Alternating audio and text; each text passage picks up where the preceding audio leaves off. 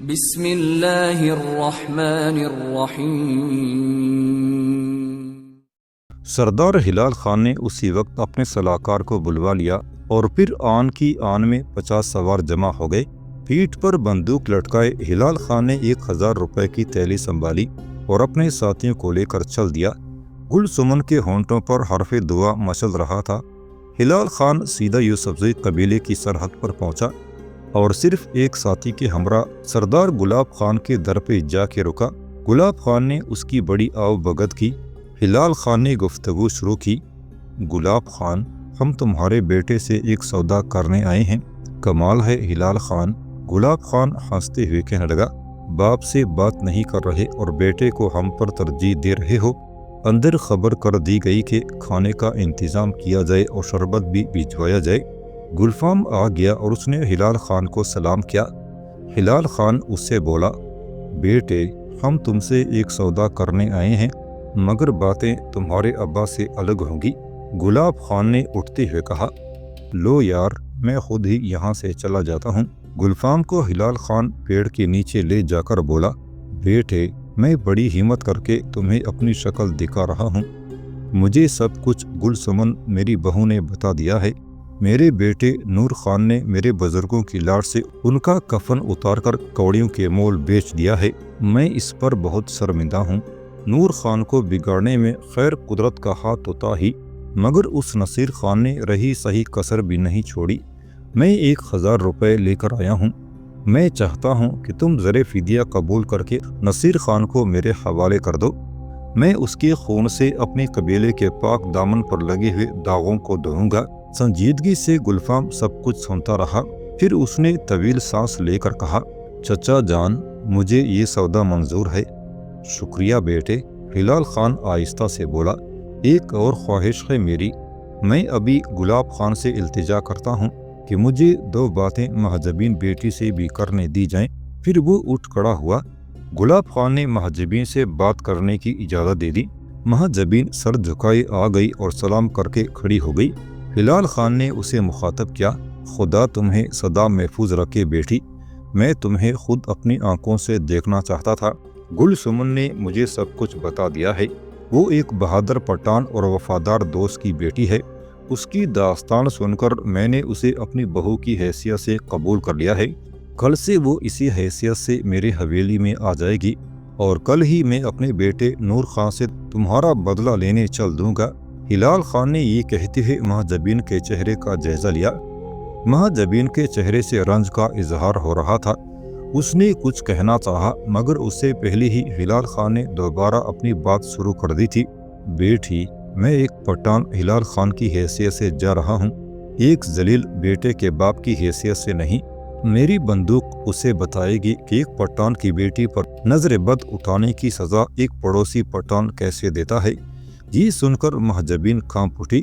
اس مرتبہ وہ ہلال خان کی مزید کچھ کہنے سے پہلے ہی بول اٹھی، چچا جان، میں نے نور خان بھائی کو معاف کیا، یہ تم نہیں، تمہارا خاندانی خون بول رہا ہے بیٹی۔ ہلال خان نے کہا، تم نے اسے معاف کر دیا ہے مگر ہلال خان نے نہیں۔ گلاب خان دور سے یہ سب کچھ دیکھ رہا تھا۔ مہاجبین اس کے بعد چلی گئی۔ اس کے بس میں صرف یہی تھا کہ وہ نور خان کو معاف کر دیتی اور اس نے ایسا ہی کیا تھا، مگر وہ ہلال خان کو نہیں روک سکتی تھی۔ ہلال خان اب گلاب خان کے پاس آ گیا اور اس کے کندھے پر ہاتھ رکھ کر بولا، اب میں تم سے بھی کچھ کہنا چاہتا ہوں۔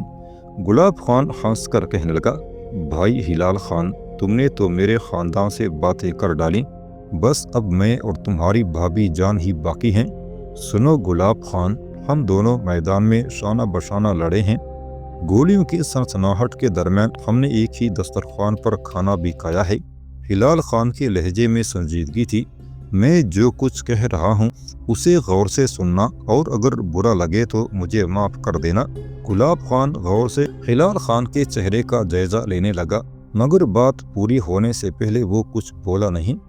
ایک شیر کی بچی دوسرے شیر کے بچے کے ساتھ ہی بلی لگتی ہے گلاب خان۔ ہلال خان نے گلاب خان کی آنکھوں میں آنکھیں ڈال کر کہا، میں چاہتا ہوں کہ ترری خان کو لے کر تمہارے در پر اس کے بیٹے شہباز خان سرباز کے لیے بیٹی مہاجبین کا رشتہ مانگنے آؤں۔ گلاب خان نے اپنا ہاتھ ہلال خان کی طرف بڑھا دیا۔ مجھے یہ رشتہ منظور ہے، مگر شرط یہ ہے کہ تم ضامن ٹھہرو اور ترے خان کو دستور کے مطابق یہاں لے کر آ سکو، کیونکہ وہ بیٹے والا ہے۔ ہلال خان نے یہ جواب سن کر گلاب خان کو گلے سے لگا لیا۔ پھر اس نے گلفام کو 1000 روپے کی تھیلی دی اور نصیر خان کو لے کر چل دیا۔ عیدو کا مشورہ ہی شہباز خان کو سب سے زیادہ پسند آیا۔ سنیچر یعنی ہفتے کی شام انگریز بڑی فراخ دلی سے مناتے تھے۔ کلب، ڈانس، شراب، وہ کوئی کسر نہیں چھوڑتے تھے۔ اپنی شام کو رنگین بنانے میں کیا افسر اور کیا سپاہی سبھی سنیچر کی شام کو تہوار کی طرح مناتے تھے۔ شہباز خان کو عیدو نے سنیچر کی شام ہی کو حملے کا مشورہ دیا تھا۔ اس کے بعد تمام منصوبہ بندی ہو گئی۔ طے یہ ہوا کہ جبر خان میس میں سفید وردیاں دھوبی کے یہاں سے لائے گا۔ وردیاں آتی ہی یہ ڈرامہ کھیلا جائے گا کہ کوئی وردیاں چرا لے گیا۔ کوٹ گارڈ پر تقریباً 10 گوروں کا پہرا رہتا تھا۔ سنیچر کی شام کو سبھی باری باری ڈیوٹی دیتے تھے۔ ڈیوٹی پر موجود گورے اکثر منہ لٹکائے رہتے تھے، مگر ڈیوٹی تو انہیں بہرحال سنیچر کی شام کو بھی دینا ہی پڑتی تھی۔ شام کو عیدو اور شمسو میس میں وردیاں پہن کر کوٹ گارڈ جاتے اور ایک کریٹ شراب کے ساتھ دھیمی آنچ پر سیکے ہوئے مرغوں کی تھال لے کر گارڈ کمانڈر کو بتاتے کہ کیپٹن جیمز کی ترقی ہو گئی ہے۔ اسی خوشی میں سب کو پارٹی دی جا رہی ہے۔ اسی سلسلے میں کوٹ گارڈ کے گوروں کے لیے یہ سامان بھیجا گیا ہے۔ منصوبے کے مطابق ایسا ہی کیا گیا۔ خلاف توقع جب یہ سامان پہنچا تو سنتری چونکا، مگر افیسرز میس کی وردی میں ملبوس بیروں کو دے کر اسے کوئی شک نہ ہوا۔ شراب کا کریٹ دے کر اس نے اپنے ہونٹوں پر زبان پھیری اور پھر گارڈ کمانڈر کو آواز دی۔ گارڈ کمانڈر کارپورل اسٹریچی تھا جو شراب کا راسیہ تھا۔ اس نے آنے والے بیرے سے سب ماجرا سنا اور اپنی دھاڑی کھجا کر بولا، ڈیوٹی کے دوران ہم شراب نہیں پی سکتے، سامان تو خیر لے لو مگر پینا پلانا کل ہی ہوگا۔ نقلی بیرے سامان رکھ کر چلے گئے۔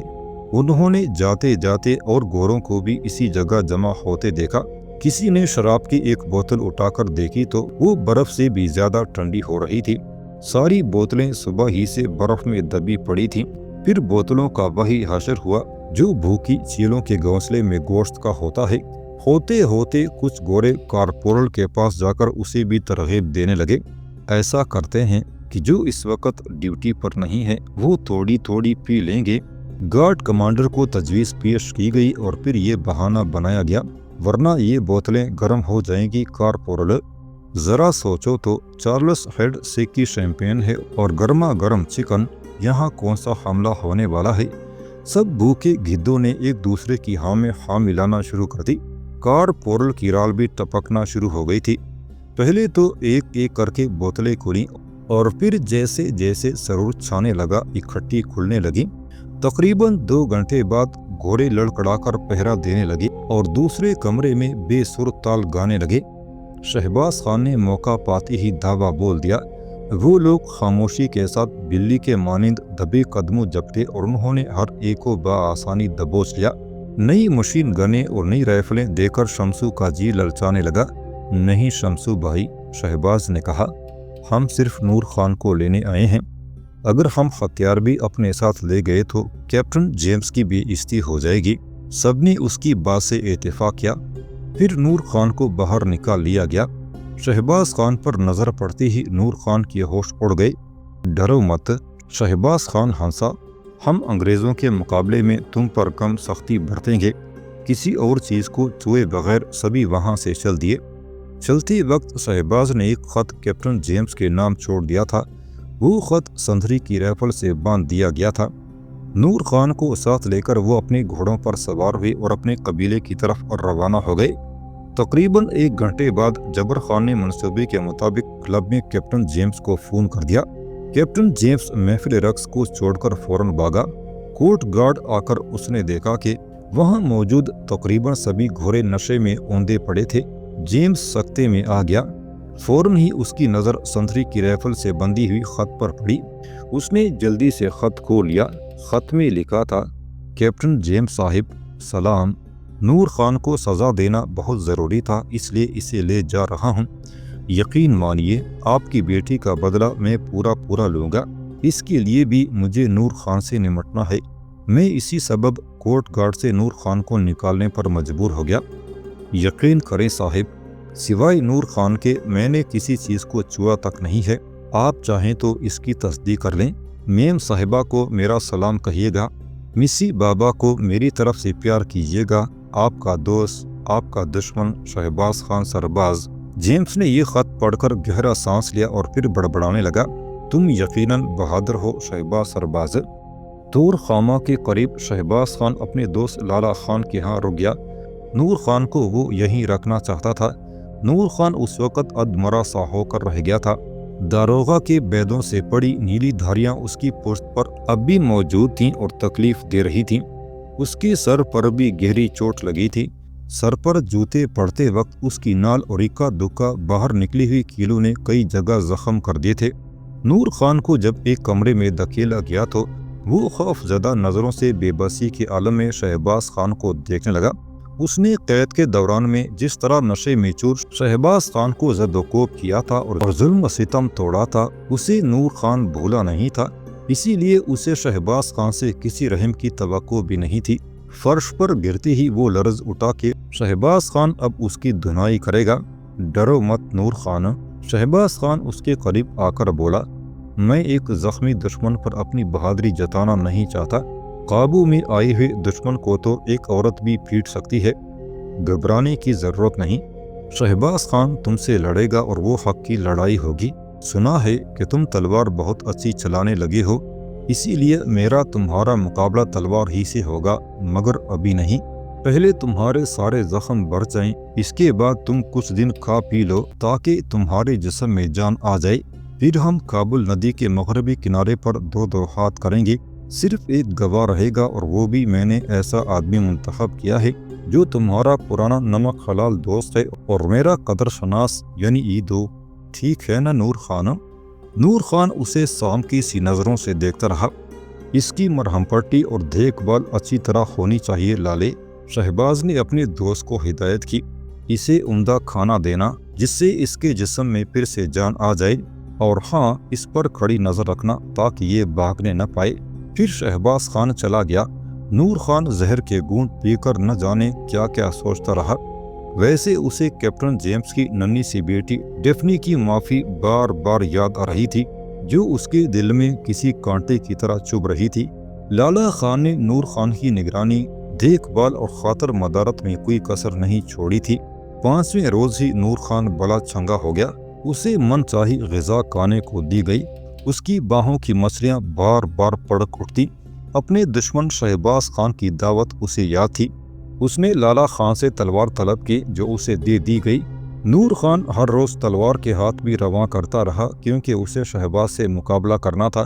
شہباز کا خیال آتی ہی اس کے دل سے نفرت کا طوفان امڑنے لگتا اور پھر اس کی آنکھوں میں محجبین کا چاند سا چہرہ گھومنے لگتا۔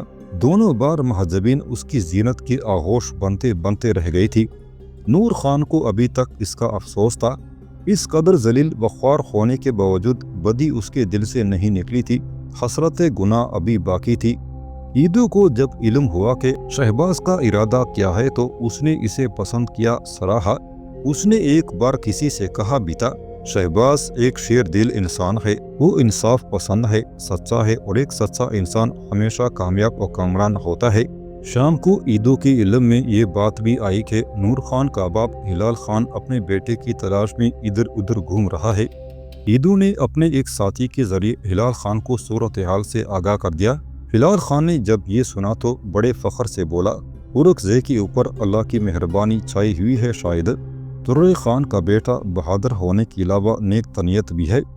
حق کی لڑائی دیکھنے میں بڑا مزہ آئے گا۔ میں نور خان اور شہباز کی لڑائی اپنی آنکھوں سے دیکھوں گا۔ 7ویں دن دریا کابل کے پار وہ معرکہ ہونا تھا۔ قدرت نے وہاں گویا مخمل کا قالین بچھا رکھا تھا۔ آس پاس فقط پہاڑیاں ہی چشمدید گواہ بنی وہ مقابلہ دیکھنے والی تھیں۔ ایدو مقررہ دن اور مقررہ وقت پر وہاں پہنچ گیا جو ثالث بنا ہوا تھا۔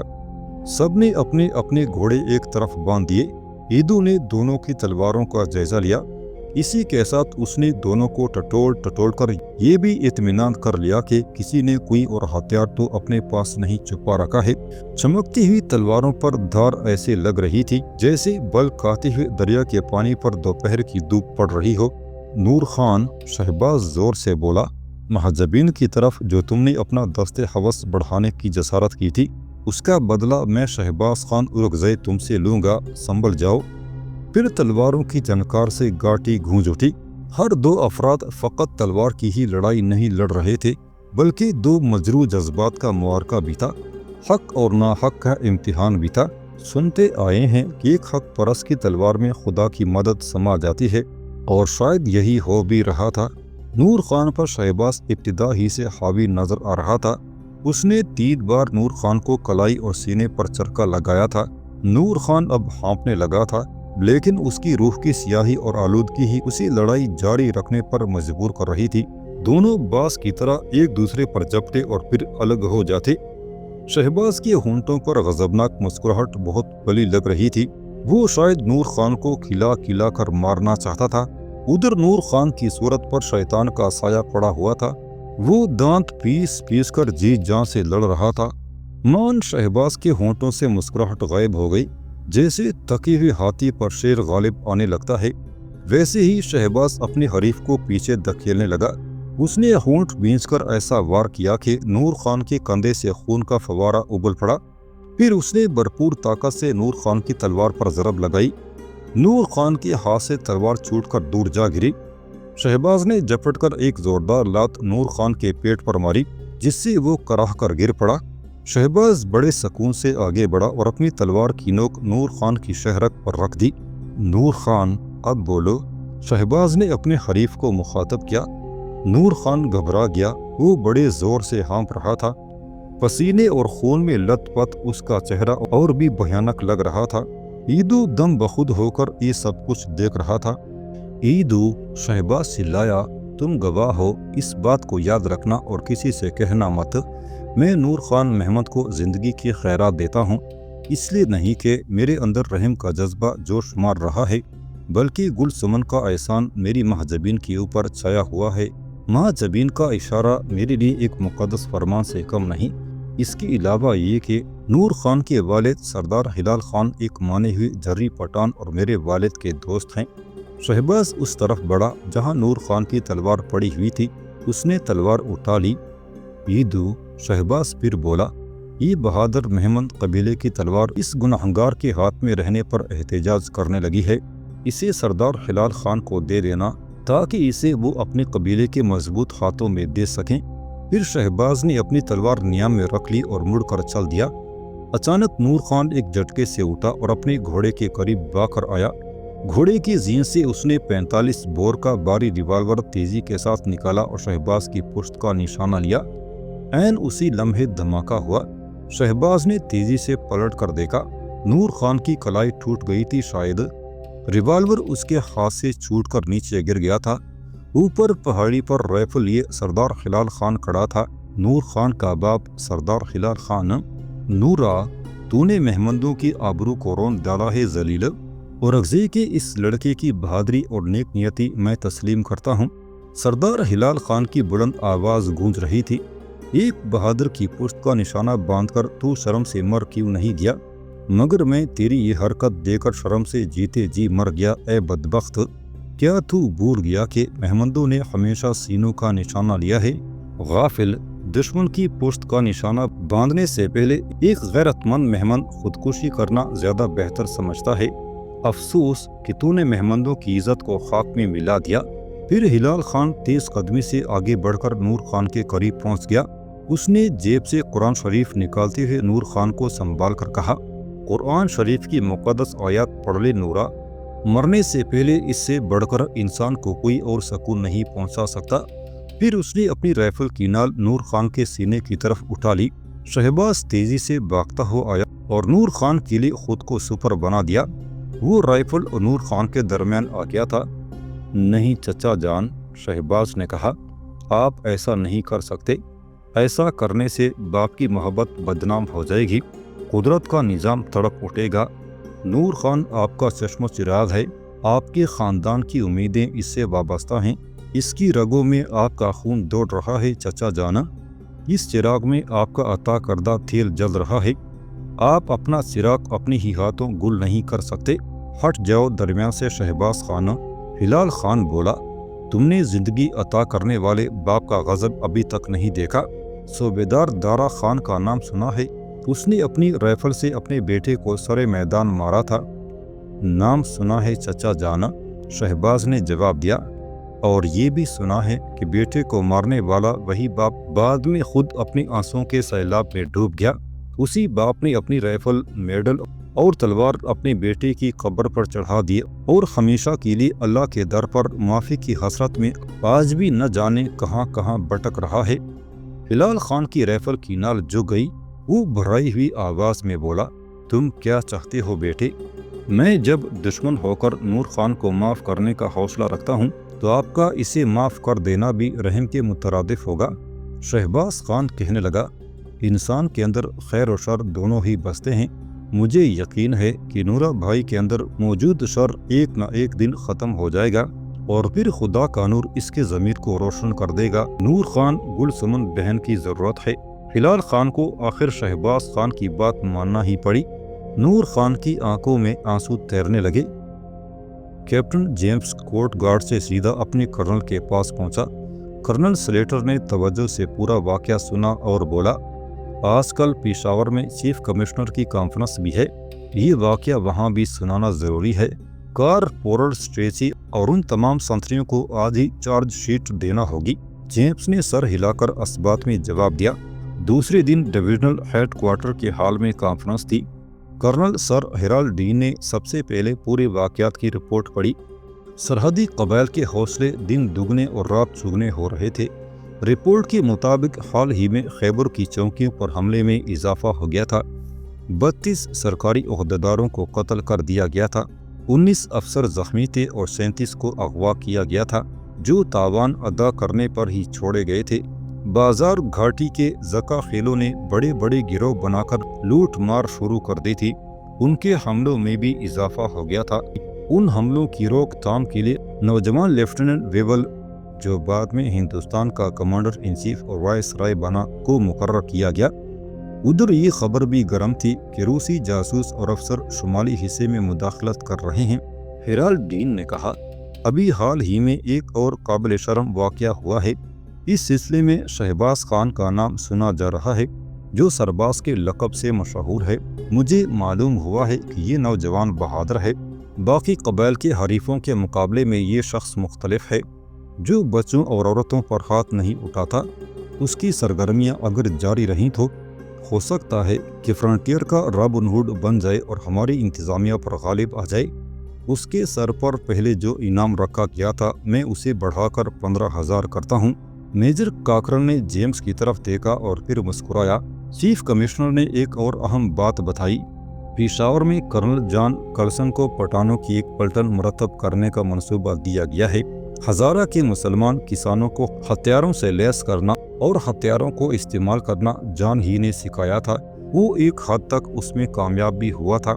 یہ مشورہ سن کر کرنل سلیٹر بولا، میرا خیال ہے کہ شہباز خان سرباز اپنے طاقتور ساتھیوں کو لے کر جان کی پٹھان کور میں آ جائے تو ہمارے بہت سے مسائل حل ہو جائیں گے۔ بے شک چیف کمشنر صاحب کو شہباز خان اور اس کے گروہ کے لیے کنگز پارڈن لینا ہوگی۔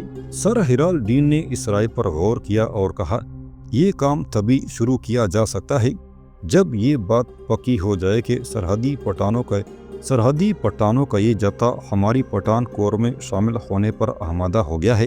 اس موقع پر میجر کاکرن اٹھ کھڑا ہوا، سر، میں نے شہباز خان سرباز اور اس کے قبیلوں کو بہت قریب سے دیکھا ہے، بلا شبہ یہ لوگ بہادر ہیں، انہیں کسی حد تک محب وطن بھی کہا جا سکتا ہے۔ میدان جنگ میں اڑتی ہوئی دھول اور سنسناتی ہوئی گولیوں سے انہیں رغبت ہو گئی ہے۔ ہم کس طرح یہ امید کر سکتے ہیں کہ یہ لوگ ہمارے ماتحت بن کر نظم و ضبط کی زنجیریں خوشی سے پہن لیں گے؟ یہ ایک عجیب مسئلہ ہے جس کا حل نکلنا اتنا آسان نہیں ہے۔ اس کے باوجود اگر اجازت دی جائے تو شہباز خان سرباز کے پاس جا کر میں یہ تجویز پیش کر سکتا ہوں۔ ہیرالڈ ڈین مسکرا کر بولا، ٹھیک ہے کاکرن، میں تمہیں اس کی اجازت دیتا ہوں، تم اس پٹھان کے مہمان بھی رہ چکے ہو۔ مجھے یہ جان کر خوشی ہوئی کہ تم نے پٹھانوں کے کردار کا جواب انگریزی روایات کے مطابق دیا۔ بے شک میں اور آپ سب لوگ تسلیم کرتے ہیں کہ بہادری اور دریا دلی کی ہم ہمیشہ قدر کریں گے، بھلی ہی وہ لوگ بہادر دشمن ہی کیوں نہ ہو۔ اس سلسلے میں ایک اور بات مد نظر رہے کاکرن، اگر سردار ہماری پشاور کی فوج میں شامل ہونے سے کترائے تو تم میری طرف سے خاص داری کے سمجھوتے کی بات بھی کر سکتے ہو۔ وائس رائے اور گورنر جنرل نے خاص داروں کے لیے قانون قاعدے اب بہت اچھے کروا دیے ہیں۔ ہمارا مقصد ان سرحدی پٹھانوں کی سرگرمیوں کو دبانا ہے، چاہے وہ طاقت کے ذریعے ہو یا دوستی کا ہاتھ بڑھا کر۔ سرحدی انتظام کے لیے ہم جو اخراجات کر رہے ہیں، اگر اس سے آدھے اخراجات پر ہم انہیں اپنا خاص دار بنا سکیں تو اس میں کوئی حرج نہیں ہے۔ ہمیں ان سرحدی پٹھانوں کی طرف سے ہر حال میں بے فکر ہونا ہے تاکہ اندرون ملک ہم اپنے منصوبوں پر عمل کر سکیں۔ اس کے بعد کانفرنس ختم ہو گئی اور چائے کا دور شروع ہوا۔ موقع پا کر کرنل سلیٹر نے سہمی ہوئی آواز میں نور خان والا واقعہ بیان کر دیا۔